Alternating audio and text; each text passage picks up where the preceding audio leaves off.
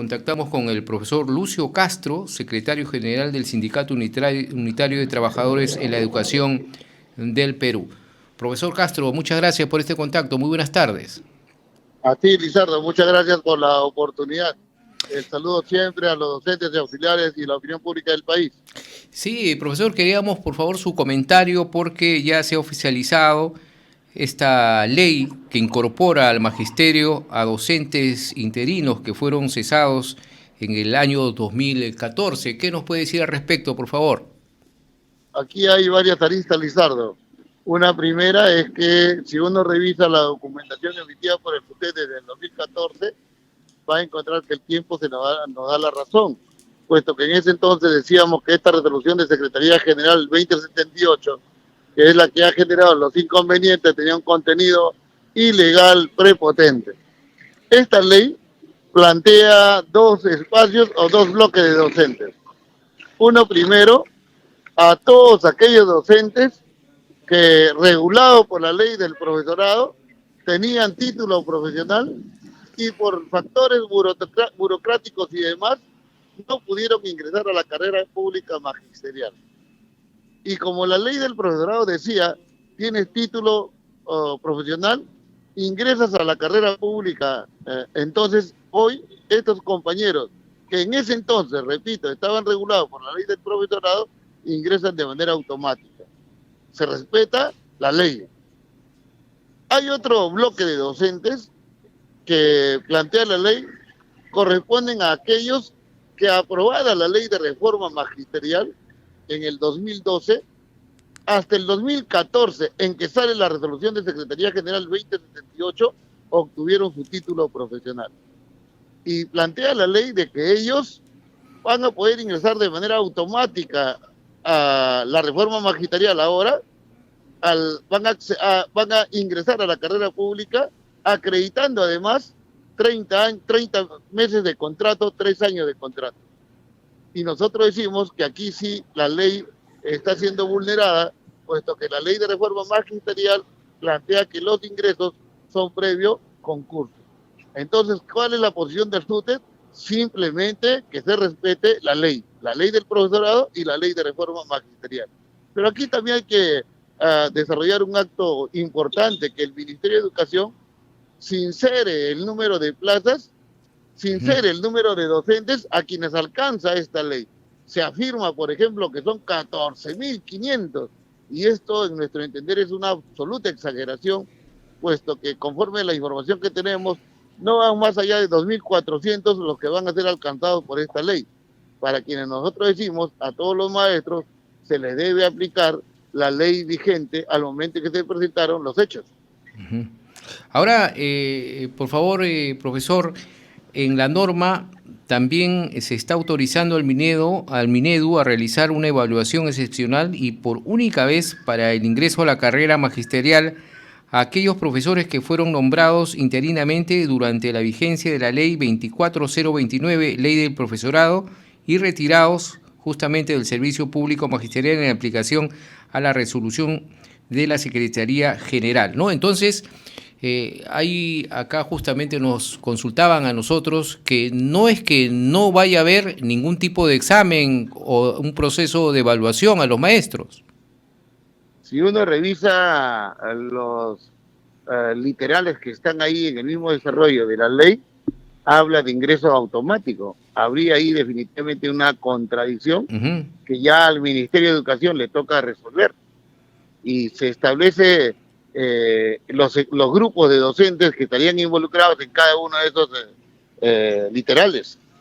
Tendría entonces, en todo caso, que detallarse más esta norma por parte del propio encargado, el titular del Minedu, ¿no? El Minedu tendría que, al elaborar el reglamento que establece la ley, precisar y establecer de manera exacta los alcances y las condiciones que debe mantener cada docente para reclamar o pedir que se le aplique la ley. Y lo cierto es que Esa tarea tiene que hacer el Minedo juntamente con el sinceramiento en el número de docentes a quienes alcance esta legislación. Ahora, por parte del SUTEP, ¿van a pedir esa aclaración mediante un comunicado oficial, profesor? Nosotros hemos venido diciendo y nos ratificamos, estimado Lizardo, en que aquí el SUTEP exige que se respete la ley, tanto el profesorado en ese entonces vigente como la ley de reforma magisterial. Ahora, ¿consideran ustedes en todo caso que esta norma oficializada hoy en el Diario Oficial del Peruano altera o vulnera la ley de la carrera magisterial, concretamente? Mira, hay una preocupación en la población con respecto al tema meritocrático y nosotros como SUTEP nos ratificamos en que estamos convencidos y el magisterio ya viene participando de esa lógica meritocrática, pero entendida la meritocracia en su concepto integral, esto es considerando formación profesional, tiempo de servicios y el desempeño en el aula. Y con respecto al tema de si se vulnera o no la ley, nosotros volvemos a decir que se respete tanto la ley del profesorado aplicable en esos momentos a quienes tenían título profesional en ese momento y también a aquellos que después de promulgar la ley tienen que ingresar por concurso.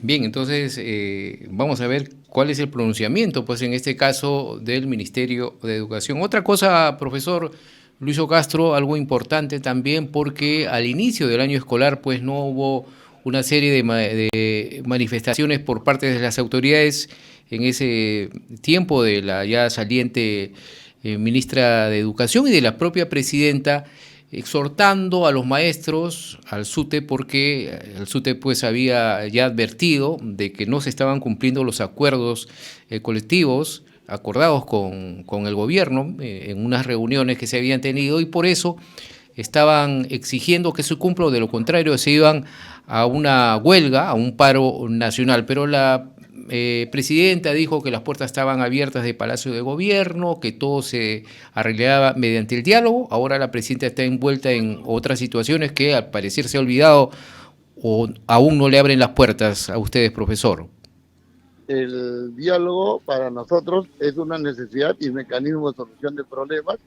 La presidenta en su oportunidad y de manera pública ha señalado que ella participa y promueve el diálogo en el país y lo cierto es que a pesar de haber documentos presentados por el gremio, ese diálogo con ella no se concreta. Por otro lado, este fin de semana hemos tenido una asamblea nacional.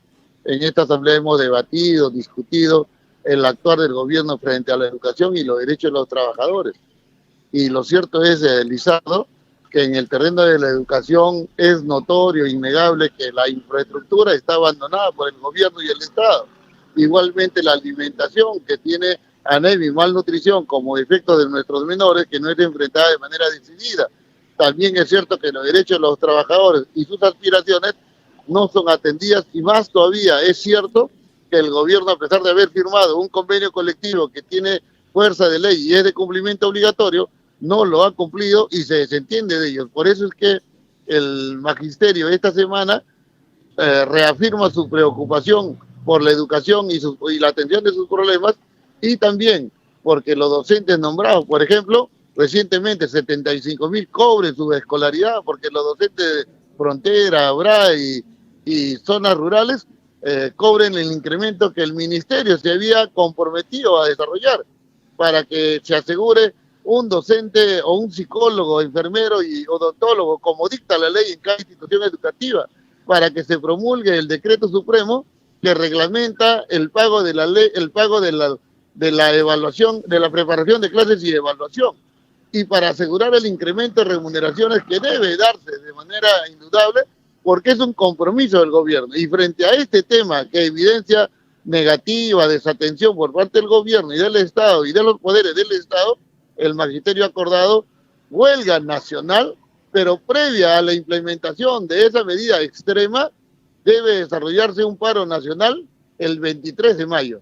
Entonces, el 23 de mayo es un día de paro nacional para todo el magisterio, docentes y auxiliares, y pedimos para ello el apoyo de los padres de familia, organizaciones gremiales, sindicales, populares, porque nosotros estamos muy preocupados por lo que pasa en el país, en el terreno económico, inseguridad, recesión económica, corrupción, ausencia de trabajo. y también por lo que pasa en la educación y con relación a los derechos de los trabajadores.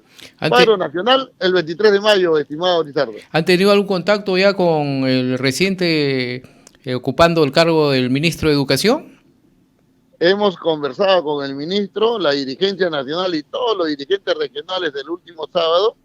Hemos sido escuchados por él, hemos comunicado el impulso del paro nacional, la exigencia que tenemos de atención a nuestras justas demandas, se ha comprometido a canalizarles y atenderlas. Tiene entonces en el paro nacional el 23 de mayo la posibilidad de, conversando con la presidenta, con el ministro de Economía, canalizar las justas exigencias. De lo contrario, la respuesta natural será pues inevitable, será una huelga nacional. Bien, profesor Lucio Castro, muchas gracias por este contacto. Esperemos pues que se cumpla este diálogo, que es muy importante, ¿no?, para llegar a acuerdos que beneficie tanto a los profesores y que también el gobierno cumpla con todos esos acuerdos a que se llegó en una oportunidad. Vamos a seguir en contacto nosotros más adelante, profesor. Muchas gracias por estar en RCR. Gracias, Lizardo. Un abrazo. Un abrazo.